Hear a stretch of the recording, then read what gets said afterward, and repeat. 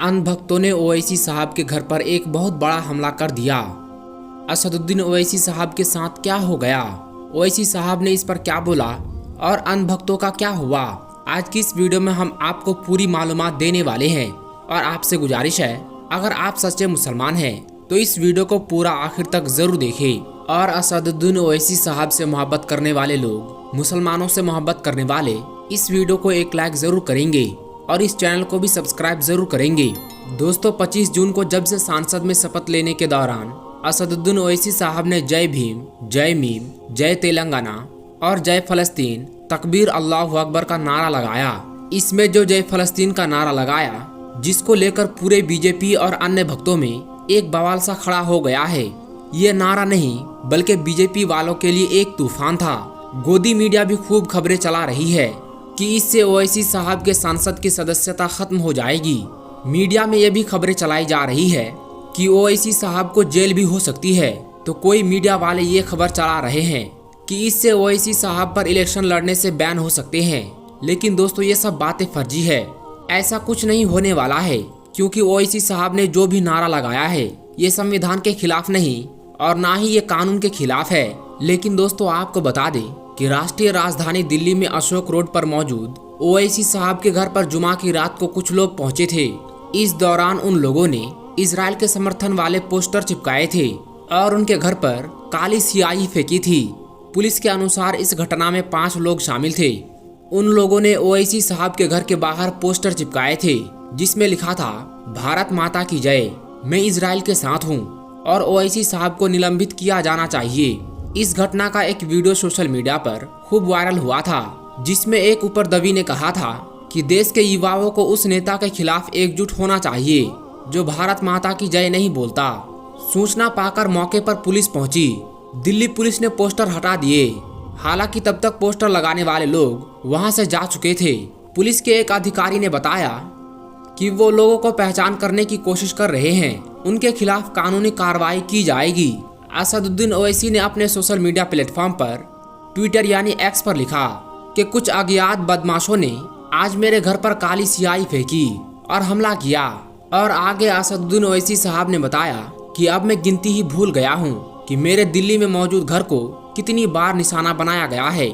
जब मैंने दिल्ली पुलिस के अधिकारियों से पूछा कि उनके नाक के नीचे से ये सब कैसे हो रहा है, तो वो बेबस खड़े रहे। असदुद्दीन ओवैसी ने अपने पोस्ट में केंद्रीय मंत्री अमित शाह और लोकसभा अध्यक्ष ओम बिरला को टैग करते हुए कहा कि आपके होते हुए ये कैसे हो रहा है, कृपया हमें बताइए, सांसदों की सुरक्षा की गारंटी होगी या नहीं। और उन्होंने आगे लिखा, मेरे घर को निशाना बनाने वाले 2 कौड़ी के गुंडों से मैं कहना चाहता हूँ, इससे मुझे डर नहीं लगता। सावरकर जैसी कायर क्रूरता हरकतें करना बंद करो और मेरा सामना करने की हिम्मत जुटा। स्याही फेंकना या पत्थर फेंकने के बाद भाग मत जाना। दोस्तों, आपको बता दें कि जिन लोगों ने ओवैसी साहब के घर पर स्याही फेंकी और पोस्टर लगाया था, पुलिस ने उन 5 आरोपियों को गिरफ्तार कर लिया है। दोस्तों, अगर आप सोशल मीडिया उठाकर देखेंगे तो वहां पर तरह तरह की बातें की जा रही है। यहाँ तक कि ओवैसी साहब को जान से भी मारने की धमकी दी जा रही है। ये भी कहा जा रहा है कि ओवैसी साहब पर हमला भी हो सकता है। दोस्तों, आपको बता दें कि ओवैसी साहब हैदराबाद में अपनी फैमिली के साथ में रहते हैं। ओवैसी साहब के 6 बच्चे हैं, जिनमें एक बेटा और 5 बेटियां हैं। अगर पूरी दुनिया में मुसलमानों को लेकर कहीं पर कुछ भी होता है तो पूरे हिंदुस्तान में सबसे पहले आवाज ओवैसी साहब की आवाज बुलंद होती है। और इंशाअल्लाह आगे भी ओवैसी साहब अपने आवाज को बुलंद करते रहेंगे। और दोस्तों, ये लोग जो बातें कर रहे हैं कि जय फलस्तीन का नारा लगाने की वजह से ओवैसी साहब के साथ ऐसा हो सकता है, वैसा हो सकता है, जेल हो सकती है, तो मैं आपको बता दूं कि ये सब बातें फर्जी है। क्योंकि यह नारा लगाना ना तो संविधान के खिलाफ है और ना ही कानून के खिलाफ। और ओवैसी साहब कोई भी ऐसा वैसा काम नहीं कर सकते जो कानून के खिलाफ हो या जो हमारे संविधान के खिलाफ हो।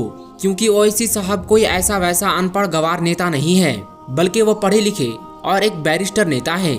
इसलिए वो जो भी बोलते हैं बहुत ही ज्यादा सोच समझ कर बोलते हैं। दोस्तों, असदुद्दीन ओवैसी साहब के शपथ लेने के बाद उनके साथ क्या कुछ हुआ वो सब मैंने आपको बता दिया। आइए अब आपको बताते हैं असदुद्दीन ओवैसी साहब के बारे में और उनकी पार्टी के बारे में कुछ ऐसी बातें जो आपको जानना बेहद जरूरी है। दोस्तों, शायद ही इंडियन हिस्ट्री में आज से पहले कभी किसी भी गैर पीएम या गैर सीएम को इतनी ज्यादा शोहरत नसीब हुई होगी। हम बात करेंगे उस इंसान के बारे में जो जिस न्यूज चैनल पर अपना कदम रख देता है उस न्यूज चैनल की टीआरपी आसमान को छूने लगती है। इंडिया का हर न्यूज चैनल आज के दौर में हर बड़े मुद्दे पर इस इंसान को अपने टीवी चैनल्स पर जबरदस्ती बैठाना चाहता है ताकि इस इंसान के जरिए से उनकी भी रोजी रोटी चल सके। दोस्तों, मैं बात कर रहा हूँ हैदराबाद के सांसद असदुद्दीन ओवैसी की। चाहे बात लोकसभा की हो या फिर किसी भी आम चुनाव रैली की हो, असदुद्दीन ओवैसी के बोलने का अंदाज नहीं बदलता है। असदुद्दीन ओवैसी की नॉलेज और फैक्ट्स यानी दलीलें ऐसी जबरदस्त और मजबूत होती है कि उनके विरोधी भी उनकी तारीफ किए बिना नहीं रह पाते हैं। जब भी असदुद्दीन ओवैसी किसी मंच पर भाषण देने के लिए जाते हैं तो लाखों लोग उनका भाषण सुनने के लिए आते हैं। और हैरानी की बात यह है कि जितने भी लोग उनका भाषण सुनना पसंद करते हैं उनमें से आधे से ज्यादा लोग वो होते हैं जो उनके विरोधी होते हैं, लेकिन फिर भी वो उनका भाषण सुनना पसंद करते हैं। ऐसा क्यों? क्योंकि उनका मानना है कि असदुद्दीन ओवैसी इस दौर में पूरे इंडिया के सबसे पढ़े लिखे नेताओं में से एक है। पूरे इंडिया में आज के दौर में शायद ही कोई ऐसा नेता मौजूद होगा कि जो नॉलेज और फैक्ट्स और साथ साथ स्पीच देने के मामले में असदुद्दीन ओवैसी का मुकाबला कर सके।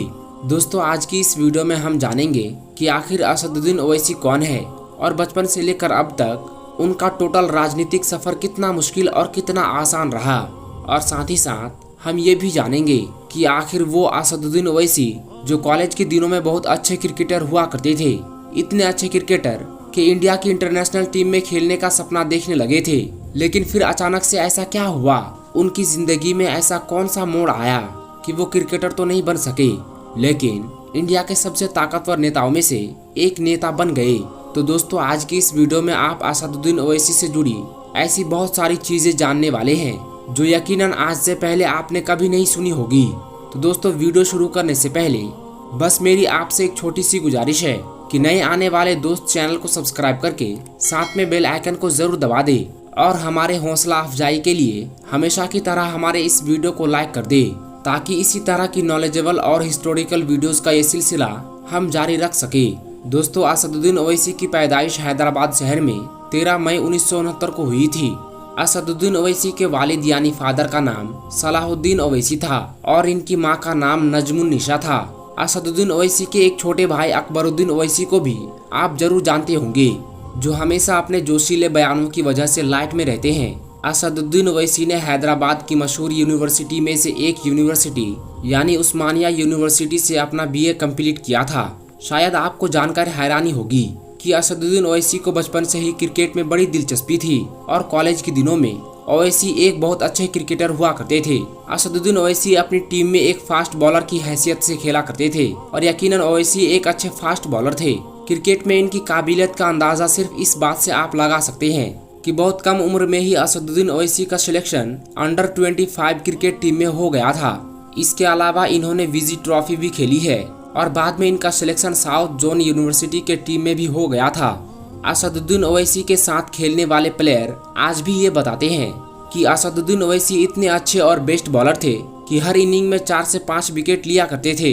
दोस्तों, असदुद्दीन ओवैसी की बॉलिंग अपने कॉलेज के दिनों में बेंगलोर की तरफ से खेलने वाले वेंकटेश प्रसाद की बॉलिंग की टक्कर की मानी जाती थी। वही वेंकटेश प्रसाद जो आगे जाकर इंडियन इंटरनेशनल क्रिकेट टीम में बहुत बड़े बॉलर साबित हुए थे। कहा जाता है एक बार असदुद्दीन ओवैसी और वेंकटेश प्रसाद का आमना सामना भी हुआ था, जिस मैच में वेंकटेश प्रसाद तो कुछ खास नहीं कर पाए, लेकिन असदुद्दीन ओवैसी ने उस मैच में 6 विकेट लेकर सनसनी मचा दी थी। शायद ये वो दौर था कि जब असदुद्दीन ओवैसी के दिमाग में सियासत नाम की कोई चीज ही मौजूद नहीं थी। हालांकि दोस्तों, असदुद्दीन ओवैसी के फादर यानी पिताजी और उनके दादा बड़े नेता थे और आज़ादी के बाद से ही हैदराबाद में असदुद्दीन ओवैसी के खानदान का सियासत में एक अहम रोल था। सियासत में इनके घर की एक अलग पकड़ थी, जहां एक तरफ ओवैसी का पूरा खानदान हैदराबाद की पॉलिटिक्स का सेंटर माना जाता था, वहीं दूसरी तरफ अभी तक असदुद्दीन ओवैसी पॉलिटिक्स से कोसों दूर थे।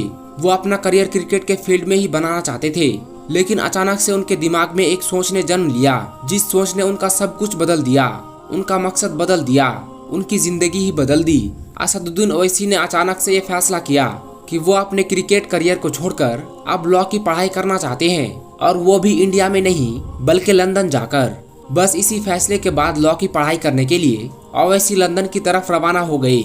दोस्तों वैसे तो ओवैसी की फैमिली इतनी अमीर थी कि उन्हें लंदन की पढ़ाई का खर्च उठाने में जर्रा बराबर भी कोई दिक्कत नहीं होती, लेकिन उसके बावजूद भी ओवैसी ने लंदन की अपनी पढ़ाई का खर्च खुद उठाने का फैसला किया था। असदुद्दीन ओवैसी खुद के इंटरव्यू में ये बता चुके हैं कि जब उन्होंने लंदन में पढ़ाई की थी तो उसके साथ में उन्होंने जॉब भी किया था, यानी लंदन में अपनी पढ़ाई का खर्च उन्होंने खुद नौकरी करके उठाया था और ये फैसला उनकी फैमिली का नहीं बल्कि उनका खुद का था। दोस्तों 1992 या 93 के दौर में असदुद्दीन ओवैसी लंदन से बैरिस्टर की डिग्री लेकर इंडिया में वापस आए। इंडिया में वापस आते ही उनके वालिद यानी फादर सलाहुद्दीन ओवैसी ने असदुद्दीन ओवैसी को राजनीति में उतारने का फैसला किया। असदुद्दीन ओवैसी के फादर यानी सलाहुद्दीन ओवैसी ने अपनी पार्टी मजलिस-ए-इत्तेहादुल मुस्लिमीन से 1994 में ओवैसी को टिकट दिया। असदुद्दीन ओवैसी 1994 में विधानसभा का इलेक्शन लड़े और उस इलेक्शन में जीत के साथ ही असदुद्दीन ओवैसी ने विधानसभा में एंट्री की। दोस्तों अगर बात की जाए असदुद्दीन ओवैसी की राजनीतिक पार्टी यानी AIMIM के बारे में, तो आपको बताते चले ये कोई नई पार्टी नहीं है बल्कि ये हद से ज्यादा पुरानी पार्टी है। दोस्तों शायद आपको जानकर हैरानी होगी कि ओवैसी की ऑल इंडिया मजलिस-ए-इत्तेहादुल मुस्लिमीन जो पार्टी है वो आज़ादी से भी पहले बनाई गई थी, यानी इनकी बुनियाद 1930 में रखी गई थी और इस पार्टी का भारत की आज़ादी में भी बड़ा अहम योगदान रहा था। और उस दौर में इस पार्टी की बुनियाद रखी थी नवाब महमूद नवाज खान ने।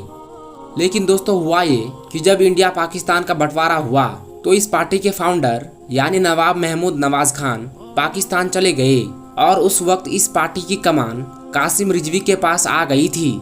ये वही कासिम रिजवी था कि जिसने बंटवारे के वक्त हैदराबाद को पाकिस्तान में मिलाने की भरपूर कोशिश की थी, लेकिन ये कामयाब नहीं हो सका। बदले में इसको इंडियन गवर्नमेंट ने जेल में कैद करवा दिया। तकरीबन 8-9 साल जेल में काटने के बाद जब इसे रिहाई मिली तो ये फौरन पाकिस्तान भाग गया और उसकी यह पार्टी तनहा रह गई। इंडियन गवर्नमेंट ने उस वक्त फौरन इस पार्टी पर बैन लगा दिया था और किसी भी पार्टी पर बैन लगाना उस दौर में कोई बड़ी बात नहीं थी, क्योंकि MIM के अलावा उस दौर में RSS जैसी पार्टियों पर भी पाबंदी लगाई गई थी और उन्हें भी हमेशा के लिए बैन कर दिया गया था। 1957 में जब इस पार्टी के ऊपर से बैन हटाया गया तो इसकी कमान अब एक नए इंसान ने संभाली जिसका नाम था अब्दुल वहीद ओवैसी। दोस्तों ये कोई और नहीं बल्कि असदुद्दीन ओवैसी के दादा थे। इन्होंने कई साल इस पार्टी को मजबूत बनाने में बड़ी शिद्दत से मेहनत की और फिर इनके इंतकाल के बाद इनकी इस पार्टी का कमान इनके बेटे यानी सलाहुद्दीन ओवैसी ने संभाली, जो असदुद्दीन ओवैसी के वालिद यानी फादर थे। असदुद्दीन ओवैसी के वालिद यानी सलाहुद्दीन ओवैसी 1 या 2 बार नहीं बल्कि लगातार 6 बार सांसद चुने गए, लेकिन जब 1999 में जीतने के बाद उन्हें ये महसूस हुआ कि वो अपनी सेहत की वजह से अगले MP के इलेक्शन में नहीं लड़ पाएंगे, तो उन्होंने अपने MP की सीट अपने बेटे यानी असदुद्दीन ओवैसी, जो पहले से ही कई बार लगातार विधायक बनते आ रहे थे, उन्हें दे दी और यकीनन ये उनका सबसे अच्छा फैसला साबित हुआ।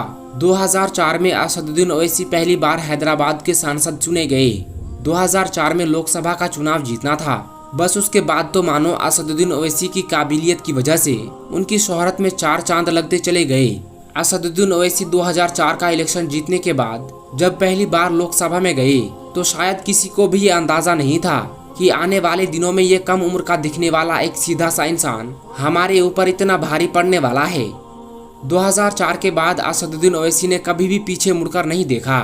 तो दोस्तों यही थी असदुद्दीन ओवैसी के एक क्रिकेटर से सफल नेता तक बनने की कहानी। दोस्तों इसके बाद असदुद्दीन ओवैसी की और भी बहुत सारी बातें हैं। दोस्तों मैं अपनी वीडियो को यहीं पर ख़त्म करता हूँ।